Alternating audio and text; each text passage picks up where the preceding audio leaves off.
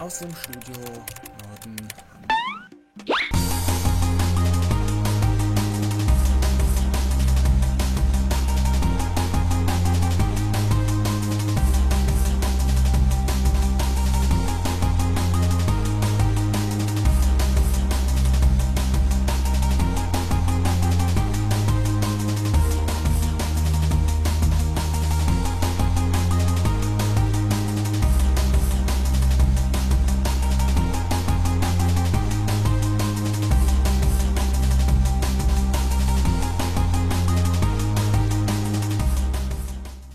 Moin Moin und herzlich willkommen zu Mensch Meier.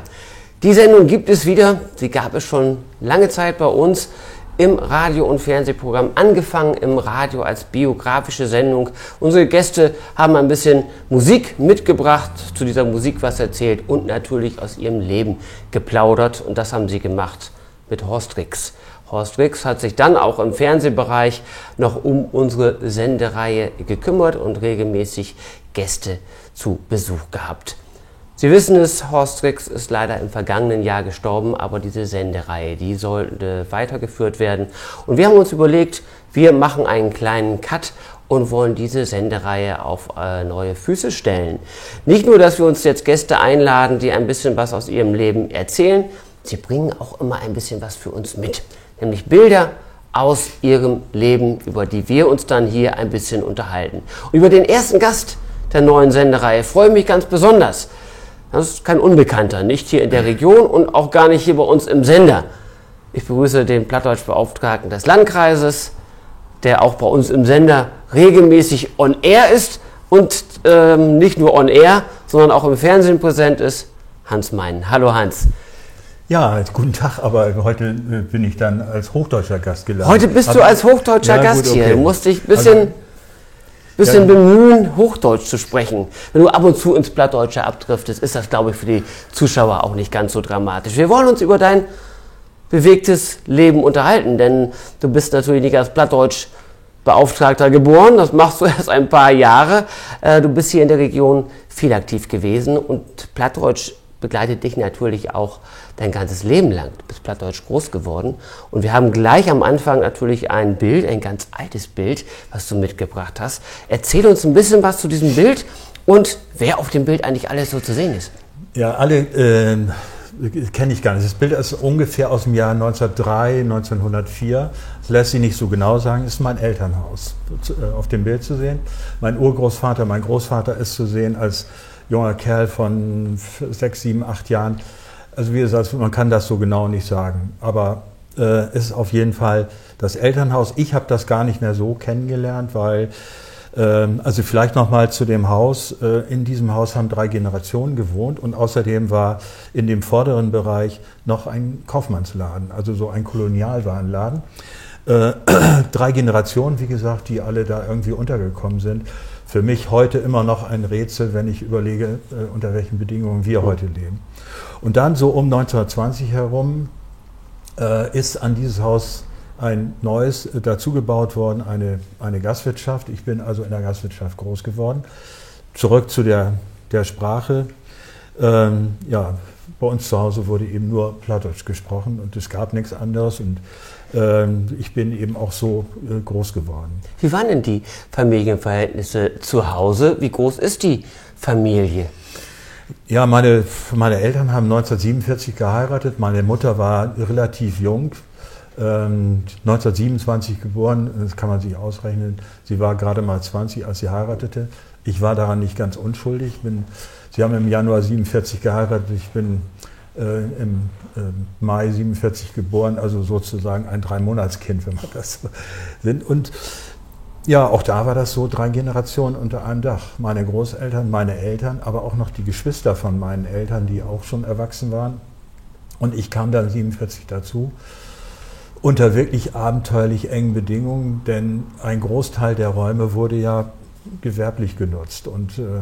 Aber irgendwie hat das alles funktioniert. Ich frage mich heute, klar, immer mal wieder, wie hat das funktioniert? Klar gab es auch Probleme, Auseinandersetzungen zwischen den Großeltern und den Eltern. Das ist, glaube ich, ganz normal. Aber es war damals auch mehr normal.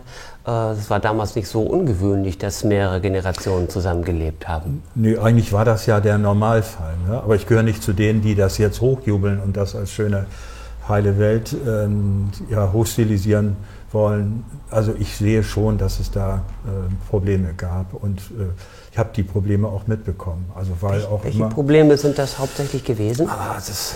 Es waren ganz häufig finanzielle Probleme. Ne? Also nach dem Krieg, es ging ja allen nicht so sonderlich gut. Die Welt war aus den Fugen geraten, man musste sich neu finden, neu sammeln. Und die Landwirtschaft, das war eine sehr, sehr kleine Landwirtschaft.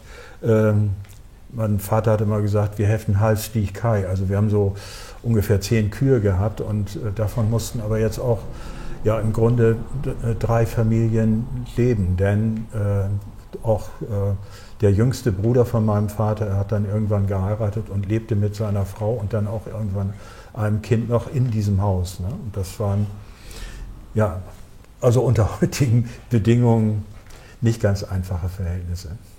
Noch Geschwister? Hast du noch Geschwister? Ja, klar, habe ich Geschwister. Die wurden dann im 3-Jahres-Rhythmus, ich bin 47, wie gesagt, geboren und dann 50, 53, 56 kam dann endlich die lang ersehnte Schwester noch als letzte hinterher. Aber in diesem Rhythmus wir sind zu 4 aufgewachsen. Man sagt ja immer so leicht, jemand, du kommst ganz nach deiner Mama, du kommst ganz nach deinem Papa. Wie ist es dann bei Hans Meyen? Mit wem würdest du dich mehr verbunden fühlen, beziehungsweise mit wem wirst du da mehr verglichen? Mehr die Gene der Mama oder mehr die des Vaters? Ich glaube, ich habe von beiden was bekommen. Also meine Mutter stammt aus einer Handwerkerfamilie, aus einer Drechslerfamilie, die auch in der Wesermarsch, das ist auch eine ganz interessante Geschichte, nicht ohne Spuren geblieben ist an einer Stelle, nämlich in der Schweier Kirche, aber das ist ein eigenes Thema nochmal. Von denen habe ich, glaube ich, eine ganze Menge mitgekriegt. Zum Beispiel, wenn es darum geht, beharrlich auf ein Ziel zuzusteuern, da ist meine Mutter eine gewesen, die das also hingekriegt hat. Also vielleicht auch nochmal zurück zu den Anfängen. Sie musste sich durchsetzen. Sie ist eine ganz kleine, aber unheimlich drahtige Frau immer gewesen, die also auch sich durchsetzen musste, um auch bestehen zu können, also auch um ihr Leben meistern zu können. Ich glaube, von der habe ich eine ganze Menge mitbekommen, aber eben auch von meinem Vater, so an bestimmten Stellen der Ruhepol zu sein, ruhig zu sein, also besonnen zu sein, die Sache so zu nehmen, wie sie kommt und so nach dem Motto, das zu ändern, was ich ändern kann und das so hinzunehmen, was ich sowieso nicht ändern kann. Ne? Aber man hört so ein bisschen raus, die Mutter war dann eher so ein bisschen der treibende Geist der Familie? Ja, das ist sie auf jeden Fall gewesen. Also ich habe auch nicht von ungefähr dieses Bild rausgesucht, einfach um deutlich zu machen, ich komme aus einer Familie mit ganz kleinbäuerlichen Strukturen und ich bin, wenn man das Leben jetzt weiterspinnt, 53 zur Schule gekommen.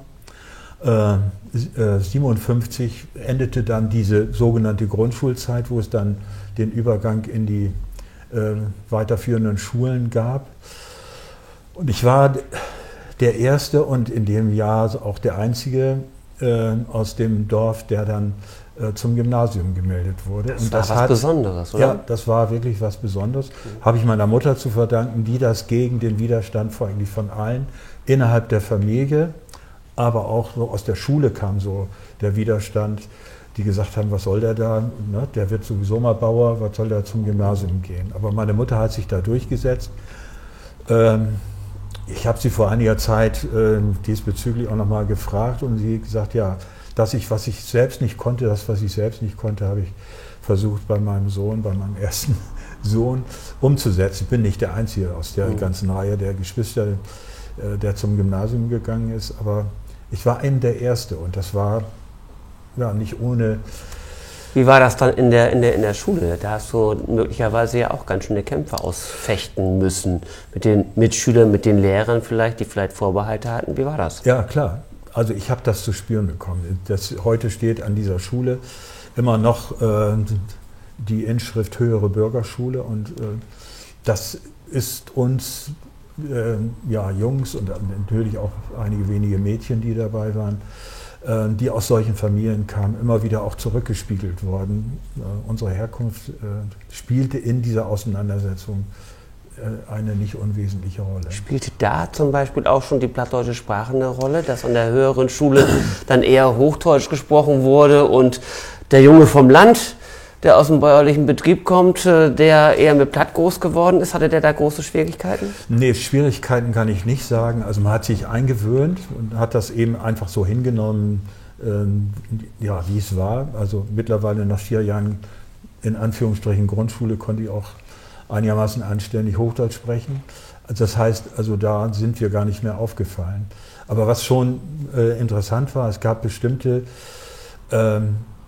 Gruppen in der Schule, die unterhielten sich auch auf dem Schulhof Plattdeutsch. Das waren zum Beispiel ich bin in Westerstede zur Schule gegangen, im Ammerland, an der Grenze zu Ostfriesland, und aus Remels kamen ganz viele zu uns in die Schule und die sprachen wie selbstverständlich miteinander Plattdeutsch. Und zu denen haben wir, die vom Lande kamen, dann häufig auch mal gesellt und haben uns mit ihnen dann in unserer Muttersprache unterhalten. Ne? Aber sicherlich eine ganz spannende Zeit gewesen. Wir kommen nochmal auf diese bäuerlichen Strukturen dann aus deinem Familienumfeld zurück, denn du hast uns noch ein Bild mitgebracht. Einen Landsbulldog, wenn ich das richtig gelesen habe. Das war ein 16er Landsbulldog, 16 PS, heute unvorstellbar, wenn man sich diese Dinger anguckt. Aber das hat nochmal was mit Schule zu tun. Das Bild ist entstanden auf einem Schulausflug. Und Schulausflüge waren zu dem Zeitpunkt eigentlich kein Schulfest, sondern ein Dorffest. Das ganze Dorf machte sich auf eine Reise, die ganze Schule fuhr mit. Die Bauern stellten ihre Trecker, die dann allmählich Einzug hielten, also so Mitte der 50er Jahre.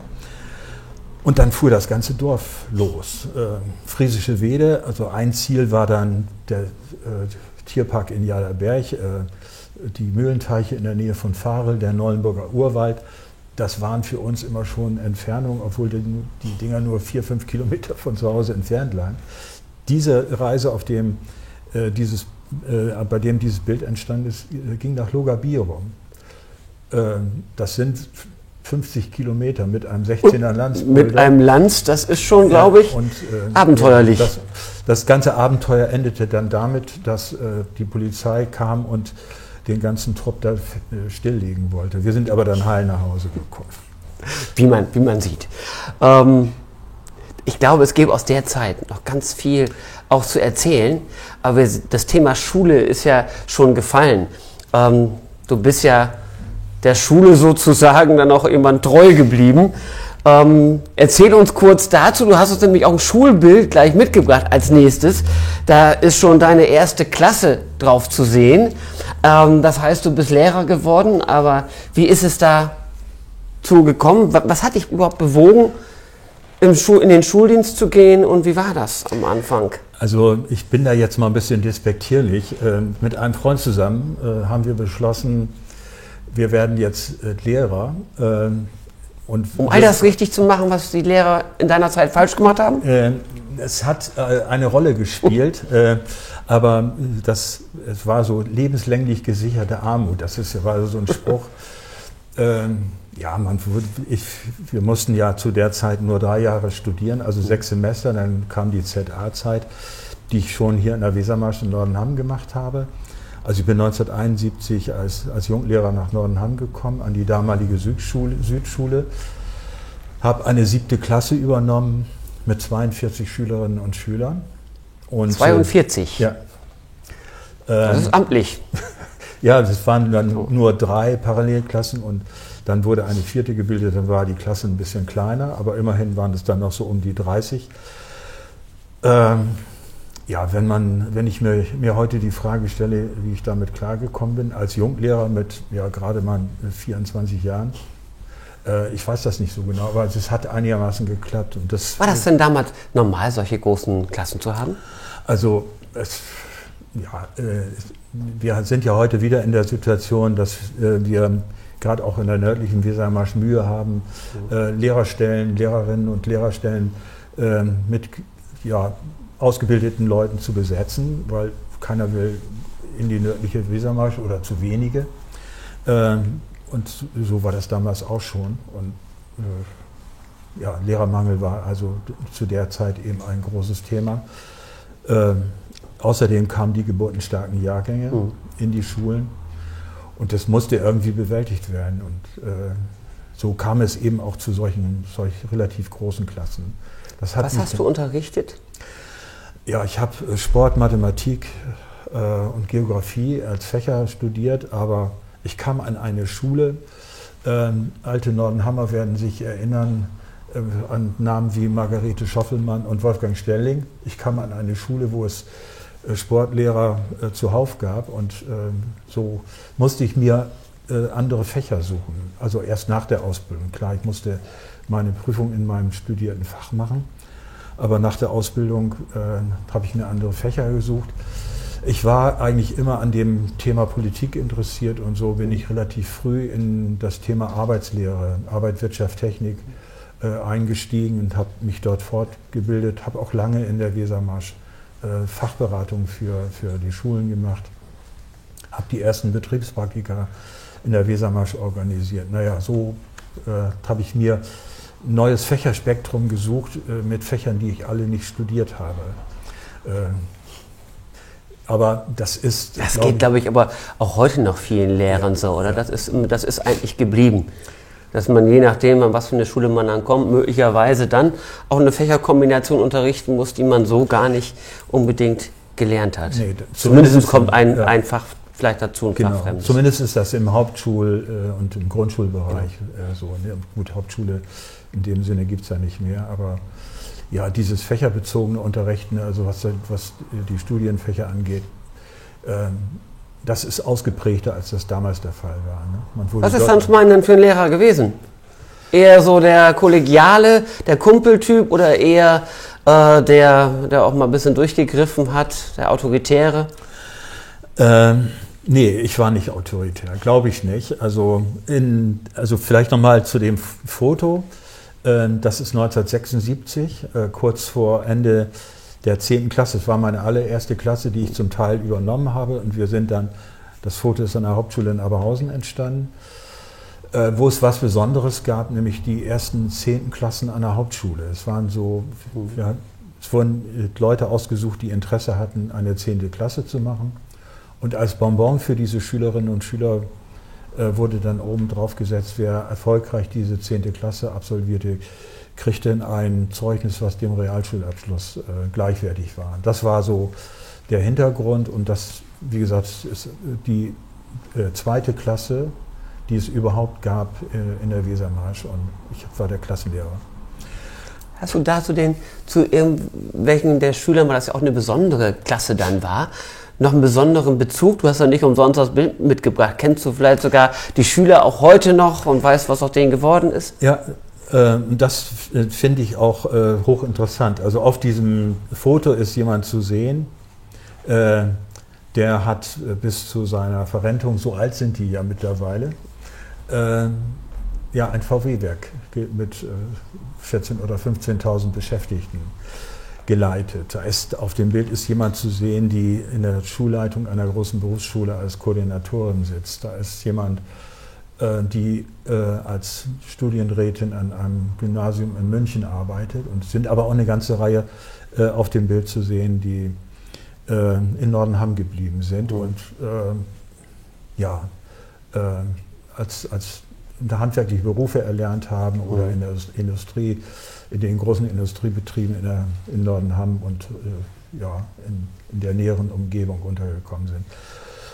Ich habe noch sehr, sehr guten Kontakt zu diesen Leuten und wir treffen uns auch regelmäßig. Ich freue mich auf das nächste Klassentreffen mit dem, was vielleicht in diesem Jahr noch stattfinden soll. Also aus dieser Zeit, da könnte man sicherlich auch noch unendlich viele Geschichten erzählen. Wir kommen aber jetzt gleich zum nächsten Bild. Und da musst du jetzt gleich mal erklären. Das sieht auf jeden Fall, sind Orit Nevo, das muss ich eben ablesen. Und Ehemann. Orit Nevo klingt nicht unbedingt urdeutsch. Was ist das für eine Landsfrau und was hat es mit dem Bild auf sich? Ja gut, also eine wichtige Etappe in meinem Leben war die Seefelder Mühle. Wir haben 1987 diesen Verein gegründet und haben dann versucht, in diesen Räumen der Mühle ab 1988 verstärkt Kultur auf dem Lande zu machen. Und ich habe dann von Anfang an die Verantwortung für die Programmgestaltung in dem Verein übernommen. Das hast du ja lange Jahre gemacht. Wie viele Jahre hast du es gemacht? Und unterm Strich waren es 25 Jahre. Und ja, man fuhr dann, das Thema hat mich eigentlich nie losgelassen in diesen 25 Jahren. Und so war ich auf einer Fahrradtour an der Elbe entlang. Wir kamen durch Wittenberg. Und auf dem großen Platz stand eine junge Frau auf einem kleinen Podest und machte so eine Pantomime so in dieser Living Doll Art und Weise.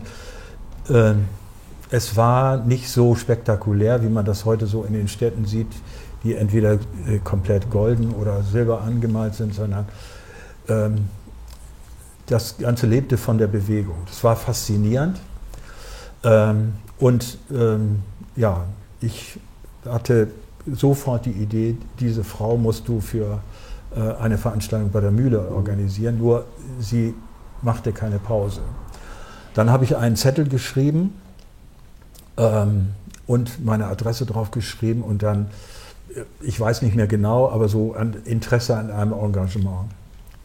Naja, wir waren dann irgendwann wieder zu Hause, dann klingelte das Telefon und ja, diese junge Frau, Orit Nevo heißt sie, ist eine Israelin, hat lange in Deutschland gelebt, hat ihre Ausbildung in Italien und in Frankreich gemacht, als Tänzerin, Trapezkünstlerin und als jemand, der im Zirkus arbeitet. Aber jetzt in diesen Contemporary Circuses, so diese Zirkusunternehmen, die ohne Tiere arbeiten.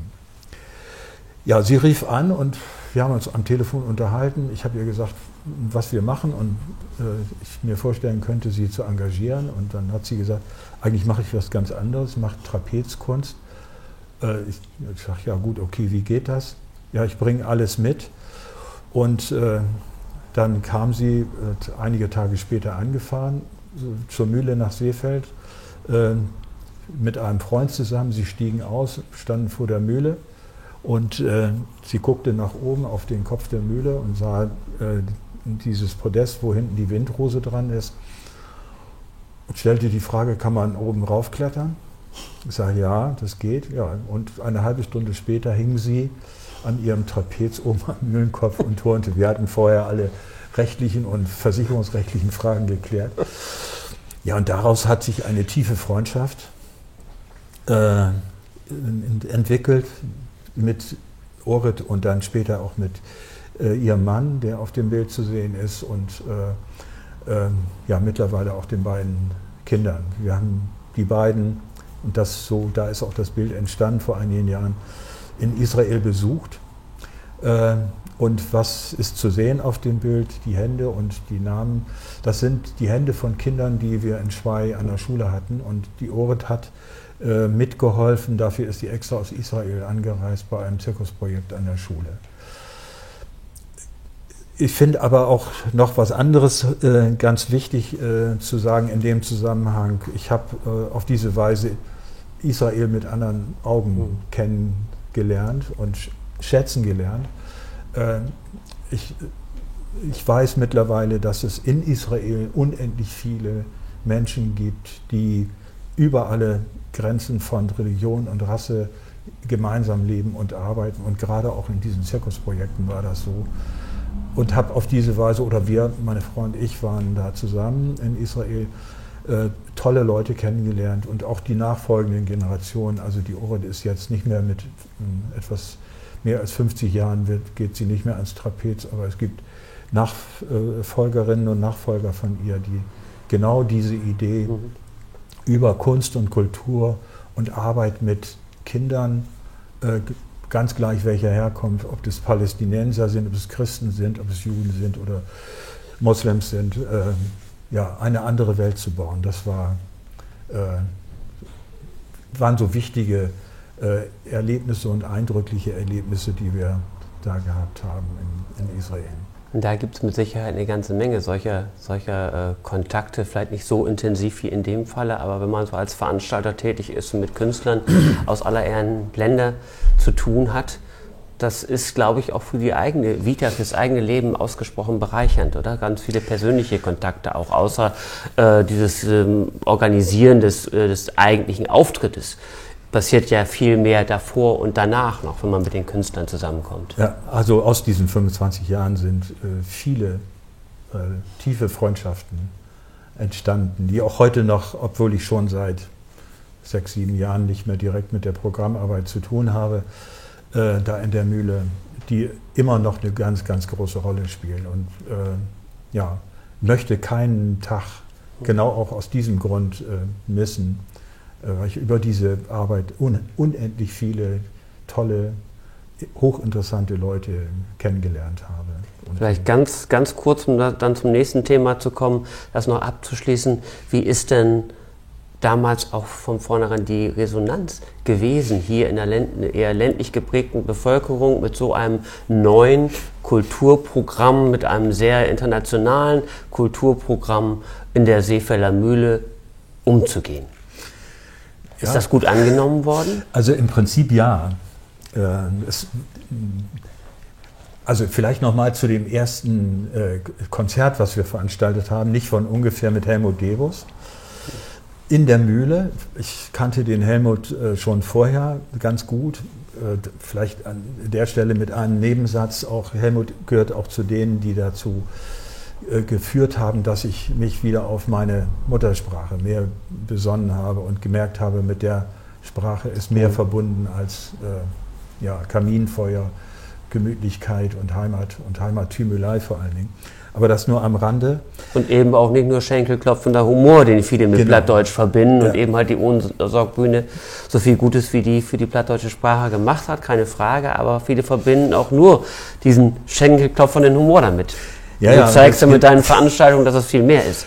Also es geht darüber hinaus. Also ja, Plattdeutsch ist für den Alltag geeignet und da kann man eben auch über Probleme reden und auch über tiefgründige Dinge reden. Aber das wäre dann nochmal ein anderes Thema. Wir hatten also erste Veranstaltung. Helmut Debus auf die Frage, kannst du dir vorstellen, in der Mühle zu spielen, hat er klar gesagt, ja, mache ich. So, dann mussten wir es organisieren, aber wir hatten keine Heizung. Das sollte Ende Oktober stattfinden. Wir hatten keine Heizung und wir hatten auch keine Stühle. Wir haben uns aus einer Kneipe in Reitland Stühle vom Boden besorgt, die wohl in einer etwas feuchteren Umgebung standen. Und dann haben wir uns eine Bauheizung besorgt, so eine Gasheizung, und haben die Stühle reingestellt und die Heizung angestellt, damit die Leute abends nicht frieren mussten da in dem Raum. Ja, was dazu zweierlei geführt hat, der Raum war schön warm, aber die Stühle waren mittlerweile auch trocken und das führte dann dazu, dass die Leute auf ihren Stühlen sich so ein bisschen wie auf hoher See vorkamen. Ne? Und habe jetzt den Faden verloren. Was wollte ich? Bei der ersten Veranstaltung, wie das hier angenommen wurde. Wie es angenommen, also die Veranstaltung war komplett ausverkauft, weil es auch... Hat natürlich auch einen Namen, der Helmut Debus. Ja klar, und er hat ja dann anschließend auch immer vor ausverkauftem Haus gespielt, in vielen Jahren auch zweimal im Jahr. Ja, aber trotzdem muss man schon sagen, also die Leute, die da aktiv waren dann in der Programmgestaltung, waren politisch, es war ja die Zeit, als die Grünen entstanden und waren politisch alle so da ein bisschen verortet. Und es war so ein bisschen, das war so ein grüner Spuk, wo dann gesagt wurde, die machen das 1, 2 Jahre, dann ist das vorbei, dann haben wir das überstanden. Den Gefallen haben die alle Beteiligten ihnen nicht getan. Also es gibt ja die Mühle heute noch und das ist ein erfolgreiches Konzept. Und unsere Idee war, Kultur für die Menschen vor Ort zu machen. Das ist zu Anfang nicht so gelungen, wie wir uns das gedacht hatten, weil eben doch, es gab so Berührungsängste und auch so Schwellenängste, Die Leute kamen aber von außerhalb und von daher war das von Anfang an, zumindest was den Publikumszuspruch angeht, war das erfolgreich. Mittlerweile darf ich sagen, ist die Mühle im Ort in Seefeld oder in der Gemeinde Stadtland in der Region angekommen und es gibt alle diese anfänglichen Berührungsängste, Schwellenprobleme, die gibt es nicht mehr. Wichtiger kultureller Ort hier in der Region, über den alleine könnten wir ja schon eine Sendung zusammenkriegen. Da könntest du über viele Veranstaltungen, über viele ganz außergewöhnliche Initiativen berichten. Das würde aber zu weit führen. Wir merken aber jetzt schon, wir werden auf jeden Fall eine längere Sendung heute miteinander machen. Denn zum nächsten Bild, da gibt es mit Sicherheit auch einiges zu erzählen. Da sehen die Zuschauer einen in der Region nicht wirklich unbekannten Mann. Udo Zempel, der hat hier auch Duftmarken hinterlassen, politische Duftmarken, und schon ein bisschen über deinen Werdegang gesprochen. Das hat im Grunde genommen mit deinem Werdegang zu tun, denn du bist Schulleiter geworden und das Bild ist auch in der Schule entstanden. Ja, anlässlich der Verabschiedung als Schulleiter vor jetzt mittlerweile fast 10 Jahren. Und Udo hat, ich darf das so sagen, ich muss nicht Herr Zempel sagen, sondern wir sind nie gute Freunde geworden. Also ich habe Udo Zempel 1972 kennengelernt, als er das erste Mal für den Landtag kandidiert. Ich war damals bei den Jungsozialisten, war also Mitglied in der SPD und wir haben mit Udo Zempel zusammengesessen und überlegt, wie wir ihn unterstützen können. Und dafür musste er uns so ein paar, du hast von Duftmarken gesprochen, er musste also die eine oder andere Duftmarke setzen und wir haben dann als Jungsozialisten hier in Nordenham, damals wohnte ich noch in Nordenham, beschlossen, wir unterstützen Udo Zempel auf dem Weg in den Landtag. Er hat ja dann auch diese Wahl erfolgreich überstanden und ist also gewählt worden und ist auch, glaube ich, im Landtag ein wichtiger Mann gewesen, aber er war für die Wesermarsch ein wichtiger Mann. Ich kann sagen zu Udo Zempel, wir sind fast immer unterschiedlicher Meinung gewesen, also auch gerade so in Grundfragen. Aber es hat trotzdem so eine gegenseitige Wertschätzung gegeben. Und diese gegenseitige Wertschätzung hat eben auch dazu geführt, dass wir viel miteinander zu tun gehabt haben. Und das war für mich dann auch der Anlass zu sagen, wenn ich dann Leute einlade zu meiner Verabschiedung, dann gehört Udo Zempel auf jeden Fall dazu. Und Udo hat auch dann eine für mich wichtige Abschiedsrede gehalten. Man musste ihm immer sagen, du kannst über alles reden, aber nicht über 5 Minuten. In diesem Falle das ist aber Udo Zempel schwer gefallen, oder? Ja, genau. Hat er sich nicht dran gehalten? Nee, ich habe ihm das kann ich mir nicht vorstellen. Ich habe ihm 10 Minuten zugebilligt, aber die hatte dann auch das entsprechende Niveau, und die Inhalte stimmten dann auch. Und also auch 10 Minuten können kurzweilig sein. Genau. Und ich habe Udo Zempel selbst, wir vom Sender haben ihn noch Gott sei Dank in einem Zeitzeugengespräch aufgezeichnet vor Schülern. Und es war wirklich erstaunlich, wie er die Kinder, die Jugendlichen begeistern konnte. Wie er es geschafft hat, dass alle zugehört haben, alle ruhig waren, alle dabei waren, hinterher mitdiskutiert haben.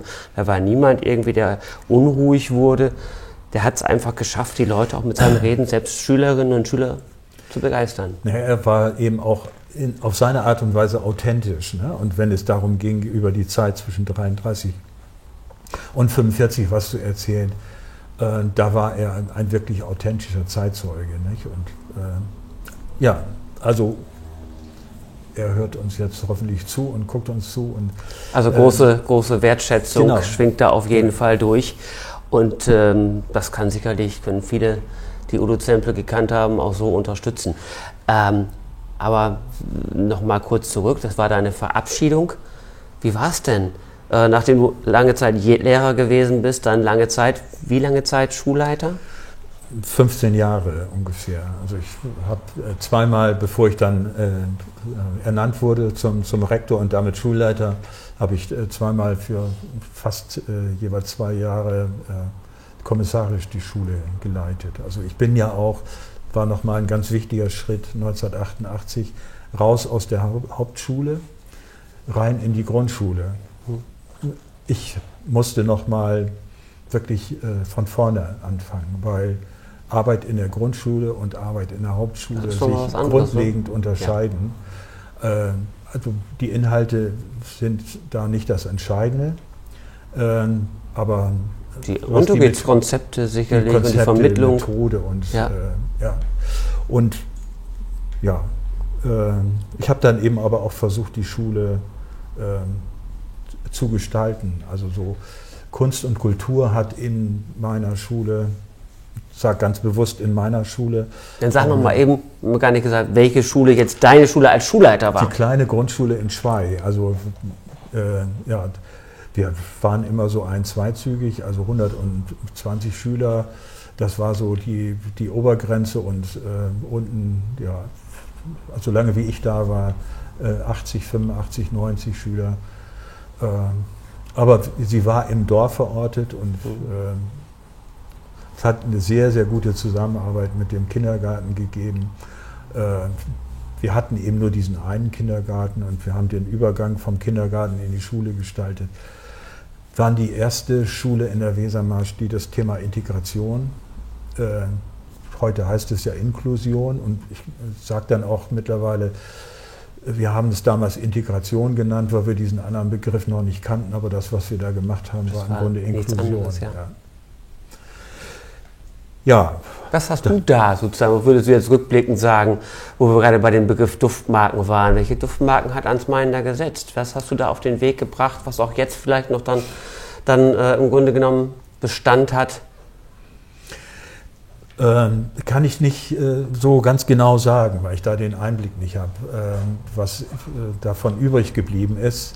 Ich kann nur sagen, dass wir immer noch gut, also in dem Ort, meine Frau war ja auch an der Schule, dass wir immer noch gut in diesem Ort ja auch verortet sind. Wir kennen immer noch viele Leute, wir treffen immer noch viele Leute, wir besuchen auch Leute und auch da haben sich über die Schule zu einigen mehr als nur bekanntschaftliche Kontakte, also teilweise sogar freundschaftliche Kontakte ergeben bei den Eltern, aber teilweise auch mit den Großeltern. Es gibt so eine Großmutter, die ich, komme ich nochmal zurück zum Thema Plattdeutsch, irgendwann gefragt habe, ob sie sich vorstellen könnte, bei uns Plattdeutschunterricht zu machen. Und ja, die war sofort begeistert und hat das gemacht. Aber sie hat sich auch darauf eingelassen, dass sie mit mir zusammen die ersten Gehversuche gemacht hat, weil ich ihr gesagt habe, du kannst Platt, du kannst mit Kindern umgehen, aber das jetzt in Unterricht umzusetzen, ist nochmal eine ganz andere Nummer. Und das habe ich mit ihr zusammen, aber dann kam noch eine zweite dazu, die also auch eine Großmutter war, eine verrentete Erzieherin, die im Kindergarten gearbeitet hat. Und die beiden haben das großartig gemacht, weil sie sich auch darauf eingelassen haben, zu sagen, ja, der erzählt uns jetzt vielleicht, wie es geht, aber wir müssen das dann umsetzen. Ne? Und also sie haben es toll gemacht. Und ja, gerade zu der einen Großmutter besteht immer noch ein sehr, sehr guter Kontakt. Wie gesagt, auch da könnte man wieder ganz viele Geschichten erzählen, aus der Schulzeit, nicht nur als Lehrer, sondern dann natürlich als Schulleiter. Aber wir wollen das verlassen. Ich hatte die Frage angesetzt und dann gar nicht zu Ende geführt. Was war das für dich für einen Moment, diese Verabschiedung? Wie leicht oder wie schwer ist es Ansmeien gefallen, von der Schule, der du so lange angehört hast oder so lange als Lehrer und dann als Leiter der Schule, da Abschied zu nehmen? Ich bin ja schweren Herzens gegangen. Ich bin aus der Schule raus und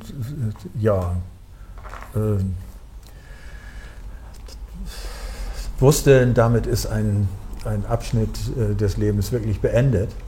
Aber wie gesagt, ich bin auch da ist das so, ich bereue keinen Tag, wo ich da hingegangen bin. Und bin dann auch gerne gegangen. Also der Abschnitt war dann beendet. Ne? Also für mich, meine Frau musste dann noch ein Jahr länger. Dann war ich zu Hause und ich habe ja immer noch Kontakt zu Schulen. Also man kann ja nicht davon, ich zumindest kann nicht so ganz davon lassen. Aber klar, der Tag war dann auch voll mit Emotionen. Aber unterm Strich war ich dann raus und wusste, so jetzt beginnt ein neuer Lebensabschnitt. Und du suchst dir neue Aufgaben, das habe ich dann ja auch gemacht. Neuer Abschnitt ist ein gutes Stichwort. Wir haben jetzt ein Bild, das fällt so ein bisschen aus der Reihe. Das muss ich ein bisschen hochhalten hier, damit das von der Kamera richtig eingefangen werden kann. Da sehen wir einen Steinhaufen. Was hat es mit diesem Steinhaufen auf sich? Ja, es hat mit dem Thema zur Ruhe zu finden zu tun. Ich habe das durch Zufall, diese Form Steintürme zu bauen. Die Steine sind ja nicht irgendwie geklebt oder wie eine Stange irgendwo, die das Ding zusammenhält, sondern die liegen frei aufeinander. Und dieser Turm steht schon seit 6, 7, 8 Jahren ohne große Veränderungen bei uns im Garten. Ich muss da nochmal auf Schule zurückkommen. Ich habe sowas auch im Unterricht benutzt. Also unsere Klassen waren so organisiert, dass es einen freien Innenraum gab und es hat jeden Morgen in diesem Klassenraum, in dem Innenraum, ein solcher Turm gestanden. Es gab die Abmachung, der Erste, der in die Schule kam, durfte dann diesen Turm aufbauen. Und es gab in dieser Klasse, wo ich das angefangen habe, einen, der ganz große, ja, zu der Zeit sagte man noch Verhaltensprobleme, heute würde man sagen, er ist sozial, emotional defizitär. Eigentlich ein ganz netter Kerl und Gott sei Dank hat er auch den Dreh gekriegt und hat mittlerweile kann in seinem erlernten Beruf arbeiten und ist, glaube ich, auch ganz erfolgreich in seinem Beruf. Aber er kam jeden Morgen als Erster in die Klasse, nur um diesen Turm aufbauen zu dürfen. Und was eben auch dazu beigetragen hat, in dem Raum zur Ruhe zu kommen, denn der musste bis zum Ende des Unterrichts stehen bleiben und er durfte, man musste entsprechend auch durch den Raum gehen, sich entsprechend verhalten. Und an verschiedenen Stellen bei uns auf dem Grundstück findet man solche Türme. Es gibt ja so Stellen, gerade in Südfrankreich, an bestimmten Stellen, wo es also Hunderte, Tausende von diesen Türmen gibt. Und das ist ja auch so ein Freizeitsport geworden. Aber für uns, also für mich hat das ganz viel mit dem Thema zur Ruhe zu kommen, sich zu finden, einfach auch die Geduld zu haben, die Steine so lange hin und her zu schieben und aufeinander zu legen, bis er funktioniert. Und ein wichtiger Spruch für mich im Leben heißt, auch mit Steinen, die im Wege liegen, lässt sich etwas Gutes bauen. Und Steine, die im Weg lagen, immer aus etwas Gutem zusammengebaut. Genau. Schöner Spruch. Und das hätte man fast ja schon als Schlussbild nehmen können. Wir sind immer noch nicht am Ende. Wir haben noch ein paar Bilder, die wir besprechen wollen. Da kommt jetzt zum Beispiel jemand ins Bild, mit dem dich auch eine besondere Geschichte verbindet. Wen sehen wir da?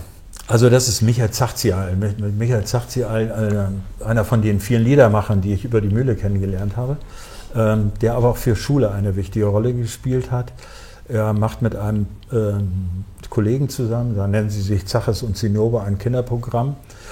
Und ich wollte damit einfach nur nochmal sagen, also Kultur für Kinder und mit Kindern ist für mich ja immer noch ein wichtiges Thema. Und wir haben auch über die Mühle so ein Veranstaltungsformat entwickelt gehabt. Wir haben 4-mal im Jahr Künstler in die Wesermarsch eingeladen und die dann an Schulen und zum Beispiel Jahnhalle, Nordenham und Begu Brake gab es damals noch vermittelt. Für die Künstler war das toll, die durften eine Woche in der Wesermarsch, hatten eine Woche in der Wesermarsch die Möglichkeiten für Auftritte in den Schulen, in den Kindergärten, aber auch bei den freien Veranstaltern. Und wir konnten für relativ wenig Geld solche Leute engagieren, weil sie nicht immer anreisen mussten. Michael war einer von denen. Das ist das eine, was er macht. Jetzt mittlerweile ist er einer von den ganz großen, ernstzunehmenden Liedermachern, die also viel für das politische Lied getan haben. Die Gruppe, mit der er unterwegs ist, heißt die Grenzgänger. Sie haben unterschiedliche Programme gemacht. Jetzt gerade aktuell hat er sich beschäftigt mit Karl Marx und seinen Liedern. Was keiner weiß, war ja nicht nur politisch aktiv, sondern hat also wunderschöne Liebesgedichte zum Beispiel geschrieben, die der Michael vertont hat, oder ein anderer, der in der Revolution 1848 eine große Rolle spielt, Georg Herwegh, von dem hat er Texte vertont. Und ja, ich hätte auch ein paar andere dort mit dem Bild hinstellen können, also wie zum Beispiel Wolfgang Grieg, Henry Stabel, die Drachsets aus Husum. Also sind eben alles Leute, die sowohl für die Mühle, aber auch für die Schule für mich eine wichtige Rolle gespielt haben. Was in deinem Leben natürlich auch eine ganz wichtige Rolle spielt. Einerseits haben wir ja schon gehört, du bist auch nach wie vor sehr engagiert und überall sehr aktiv mit dabei. Nicht umsonst hat man sich Hans Meyen als Plattdeutschbeauftragten für den Landkreis auserwählt. Hier bei uns machst du viel. Aber Hans Meyen kommt natürlich auch mit seiner Frau und seiner Familie zur Ruhe. Und das lieben gern in seinem Garten. Deshalb hast du uns ein Gartenbild mitgebracht. Und das ist ein wunderschöner Garten, muss man dazu sagen. Ich hatte ja das große Vergnügen, diesen Riesengarten schon mal kennenzulernen. Und da gibt es auch einige Geschichten zu. Ja, auch da könnte man wahrscheinlich eine eigenständige Sendung machen. Also das Thema Pflanzen. Also, vor einiger Zeit lief mir er lief mir über den Weg, ein Spruch über den Weg, der heißt: Wer heute einen Baum pflanzt, obwohl er genau weiß, dass er nicht mehr in seinem Schatten sitzen kann, der hat kapiert, wie Welt funktioniert. Und dieses Pflanzen von Bäumen ist für mich Lebensinhalt gewesen. Wir haben gerade in den letzten 10 Jahren nochmal, vielleicht auch in so einem Anfall von Wahnsinn, aus 10.000 Quadratmetern einen Park gemacht, und da sind mittlerweile ungefähr 1.000 Bäume von uns gepflanzt worden. Und den Garten kann man auch immer mal wieder sehen. Ja. Gärten im Küstenwind, wo ihr euch daran beteiligt und dann sozusagen die Pforten öffnet. Ja, man kann uns gerne besuchen nach vorheriger Anmeldung, und machen wir das gerne. Aber wie gesagt, auch da ist das so, es sagen mal ganz viele Leute, so viel Arbeit, warum willst du dir das aufhalsen? Unter dem Aspekt Arbeit darf man das nicht sehen. Es geht einfach darum, da zur Ruhe zu kommen und eben zu sehen, da entsteht was, da fleucht was, da kriecht was, da lebt was. Auch wenn die Rehe uns, die da durchstreifen, häufiger mal ärgern, wenn sie mal wieder alle Rosenknospen weggefuttert haben. Aber das gehört mit dazu, und damit muss man eben leben. Ne? Aber es ist ein wichtiger Lebensanhalt für mich, aber nicht nur für mich. Und auch ja für deine Frau. Ihr beide macht da seid viel im Garten aktiv. Und natürlich, was du gerade gesagt hast, es ist Arbeit, und Garten bringt Arbeit mit sich, aber das ist ja auch eine besondere Arbeit, eine schöne Arbeit, die einem auch was Gutes zurückgibt, denke ich. Und ihr kommt da zur Ruhe, soweit habe ich das jedenfalls auch wahrgenommen bei euch. Ja, ich meine, häufiger, man stellt sich, also gerade auch in diesem Winter, wir sind jetzt an so einer Stelle, wo man auch wieder was entfernen muss aus diesen Anpflanzungen, damit sie dann weiter sich entwickeln können, wo man sich dann schon an der einen oder anderen Stelle die Frage stellt, warum machst du das jetzt hier? Ne? Aber gut, okay. Aber noch habt ihr immer Antworten auf diese Frage gefunden? Das letzte Bild, was uns noch erwartet, das führt uns jetzt noch mal ein bisschen weiter weg. Das spricht mich sofort an, weil es mein Lieblingsurlaubsland ist, und das habe ich natürlich auch schon real vorgestanden. Ein Bild aus Siena. Warum hast du uns das Bild aus Siena mitgebracht? Ja, es ist vielleicht nicht mal so typisch, aber also Siena, Toskana gehört ja zusammen. Reisen spielt für uns nochmal eine besondere Rolle. Wir sind, wenn wir reisen, eigentlich immer in Europa geblieben. Wir gehören also zu denen, wir sind fast nie geflogen. Also für die Ökobilanz schon mal sehr gut. Ja, also zumindest reisen wir da mit einem guten Gewissen. Und wenn wir uns Reisen ausgesucht haben, dann hat auch da Kunst und Kultur eine große Rolle gespielt. Und die Toskana ist nun voll mit überhaupt Kultur. Italien. Italien, Norditalien.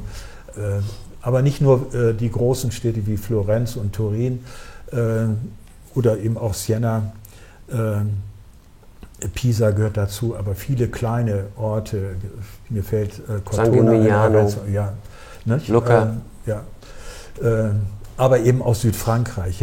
Ich habe nicht so auf die Schnelle ein Bild aus Südfrankreich gefunden, sonst hätte ich aus Südfrankreich eins mitbringen können. Also die Ardèche beispielsweise, Gorge du Tarn, aber auch der Süden. Das sind einfach großartige Gegenden, wo man